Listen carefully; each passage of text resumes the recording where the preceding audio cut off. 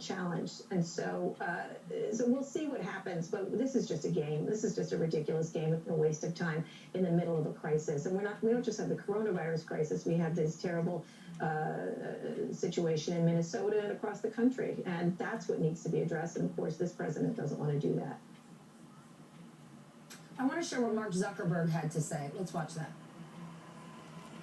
We have a different policy, I think, than Twitter on this. You know, I just believe strongly that that Facebook shouldn't be the arbiter of truth of everything that people say online. I think in general, private companies probably shouldn't be, or especially these platform companies, shouldn't be in the position of doing that. Dylan, who cares how Mark Zuckerberg feels? Where's Congress here? The ones who do actually set the rules and regulations. There are lots of reasons to criticize any one of these platforms. And basically, until this point, they can run with almost no rules. Certainly not the rules that traditional media organizations like ours face.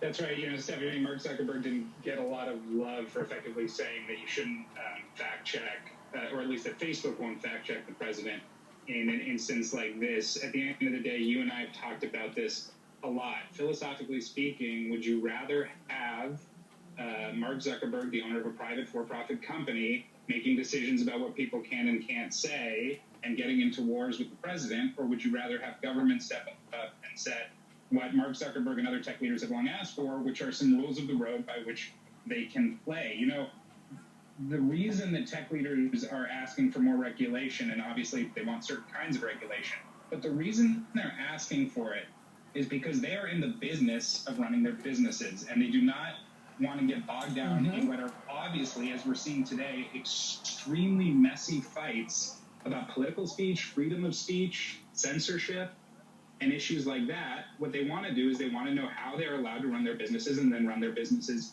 accordingly.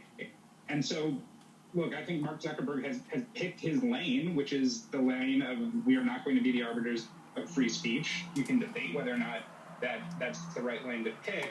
At the end of the day, he is going to avoid the kind of messy fight that Jack Dorsey, the CEO of Twitter, is getting into right now with the President of the United States. Of course they want no rules, don't we all? Kara, last point to you? Yeah.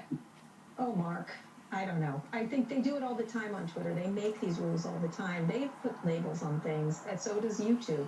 So I think the question is we've got to sort this out in some way that's substantive and over the long term. And I suspect it's going to take a lot longer than this political theater. But it's really important to think about these issues and involve all the constituencies involved, which is everybody.